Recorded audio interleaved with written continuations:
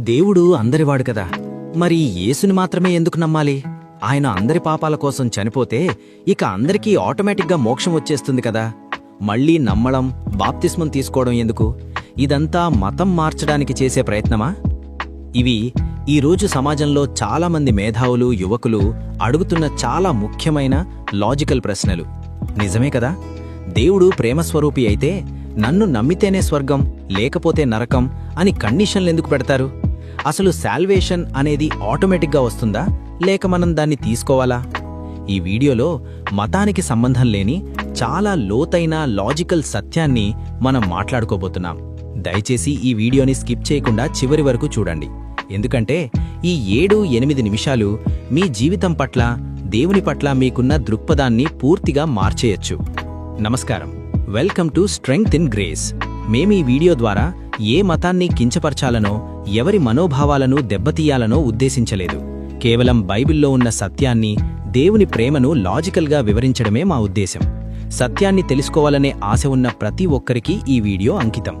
ఇలాంటి మరిన్ని వీడియోల కోసం మా ఛానల్ని సబ్స్క్రైబ్ చేసుకోండి. మిత్రులారా, చాలామంది అడిగే ఆ తెలివైన ప్రశ్న దగ్గరికే వద్దాం. యేసుక్రీస్తు అందరి కోసం చనిపోయారు కదా, ఆయన వెల చెల్లించారు కదా, మరి అందరూ ఆటోమేటిక్గా స్వర్గానికి వెళ్ళిపోవాలి కదా? దీనికి ఒక చిన్న ఉదాహరణ చెప్తాను, జాగ్రత్తగా వినండి. ఊహించుకోండి, మీకు ఒక పెద్ద జబ్బు చేసింది. అది ప్రాణాంతకమైన జబ్బు. ఆ జబ్బు తగ్గడానికి ఒక డాక్టర్ గారు ఎంతో కష్టపడి తన ఆస్తంతా ఖర్చుపెట్టి ఒక అద్భుతమైన మందు కనిపెట్టారు. ఆ మందుని అందరికీ ఉచితంగా ఇస్తానని ప్రకటించారు. ఇప్పుడు పాయింట్ ఏంటంటే, డాక్టర్ గారు మందు కనిపెట్టినంత మాత్రాన మీ జబ్బు దానంతటా అదే తగ్గిపోతుందా? లేదు కదా. ఆ మందు మీ చేతికి వచ్చినా, అది మీ ఇంట్లో ఉన్నా, మీరు ఆ మందుని నమ్మి మీ నోటితో వేసుకుంటేనే మీ జబ్బు తగ్గుతుంది. యేసుక్రీస్తు శిలువ మరణం కూడా సరిగ్గా అలాంటిదే. ఆయన మానవజాతి పాపానికి వెల చెల్లించారు అనేది సిద్ధపరచబడిన మందు. కాని నేను పాపిని, నాకు ఆ మందు అవసరం అని గ్రహించి దాన్ని స్వీకరించడమే విశ్వాసం, బిలీఫ్. మరొక ఉదాహరణ చూద్దాం. మీరు చాలా అప్పుల్లో ఉన్నారు. మీ స్నేహితుడొచ్చి మీ అప్పంతా తీర్చేసి మీ అకౌంట్లో ₹1 కోటి వేశాడు. చెక్కు రాసిచ్చాడు. కానీ మీరా చెక్కుని చింపి పడేసినా, లేదా నాకు వద్దు, నా కష్టంతోనే నేను అప్పు తీర్చుకుంటాను అని ఆ చెక్కుని బ్యాంకులో వెయ్యకపోయినా ఆ డబ్బు మీకు ఉపయోగపడుతుందా? లేదు. డబ్బు అక్కడుంది, కానీ అది మీకు చెందాలంటే మీరు దాన్ని అంగీకరించాలి, యాక్సెప్టెన్స్. దేవుడు న్యాయవంతుడు. ఆయన ఎవ్వరినీ బలవంతంగా స్వర్గానికి తీసుకెళ్లడు. ఆయన ప్రేమని ఇచ్చాడు, కానీ ఆ ప్రేమని స్వీకరించే స్వేచ్ఛ మనకిచ్చాడు. అందుకే నమ్మకం అనేది కండిషన్ కాదు, అది కనెక్షన్. ఇక్కడ ఇంకో పెద్ద డౌట్ వస్తుంది.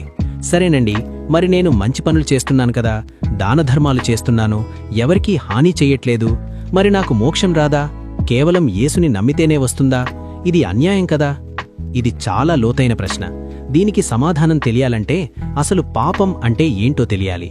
మనం అనుకుంటాం దొంగతనం చేయడం, అబద్ధం చెప్పడం మాత్రమే పాపమని. కాదు. పాపం అంటే మనల్ని సృష్టించిన దేవునితో సంబంధం తెగిపోవడం. ఒక చిన్న లాజిక్ ఆలోచించండి. మీరు ఒక గ్లాసు పాలలో ఒక్క చుక్క విషం వేశారనుకోండి, ఆ పాలు మొత్తం పాడైపోతాయి కదా? అలాగే దేవుడు పరమ పవిత్రుడు. మనం ఎన్ని మంచి పనులు చేసినా మనలో ఉన్న చిన్న స్వార్థం, చిన్న అసూయ చాలు దేవుని పవిత్రత ముందు మనం నిలబడలేకపోవడానికి.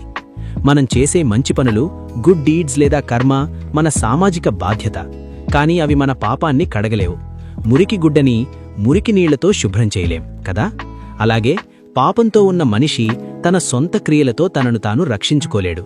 అందుకే బయట నుండి ఒక రక్షకుడు రావాలి, పాపం లేని వ్యక్తి రావాలి.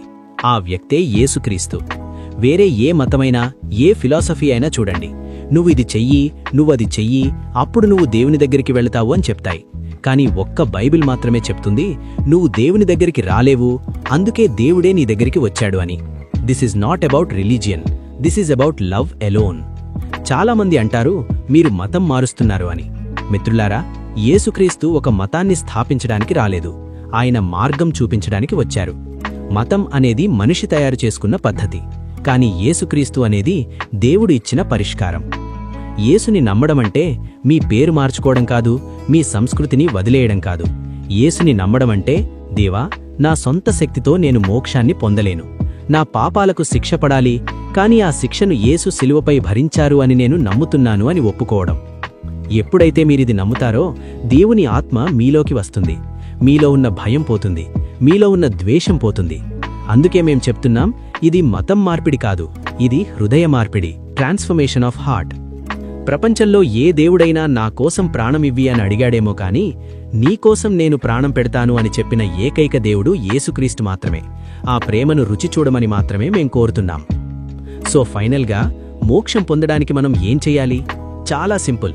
ఒక గిఫ్ట్ని తీసుకున్నట్టుగా దేవుని కృపను తీసుకోండి. బైబిల్లో ఒక మాటుంది, దేవుడు లోకమును ఎంతో ప్రేమించెను, కాగా ఆయన తన అద్వితీయ కుమారునిగా పుట్టినవానియందు విశ్వాసముంచు ప్రతివాడును నశింపక నిత్యజీవం పొందునట్లు ఆయనను అనుగ్రహించెను. జాన్ 3:16. మీరు ఏ కులంలో పుట్టినా, ఏ మతంలో ఉన్నా దేవుడు మిమ్మల్ని ప్రేమిస్తున్నాడు. మీ పాప భారమంతా యేసు పాదాల దగ్గర వదిలేయండి. లాజిక్లు, తర్కాలు మన మెదడుకి తృప్తినిస్తాయి, కాని యేసు ప్రేమ మన మనసుకి శాంతినిస్తుంది. ఈరోజు మీరొక నిర్ణయం తీసుకోండి. యేసయ్యా, నువ్వు నిజమైన దేవుడివైతే నాకు కనబడు, నాతో మాట్లాడు. నువ్వు నా కోసం చనిపోయావు అనేది నిజమైతే ఆ రక్షణ నాకు దయచెయ్యి అని ఒక్క చిన్న ప్రార్థన చెయ్యండి.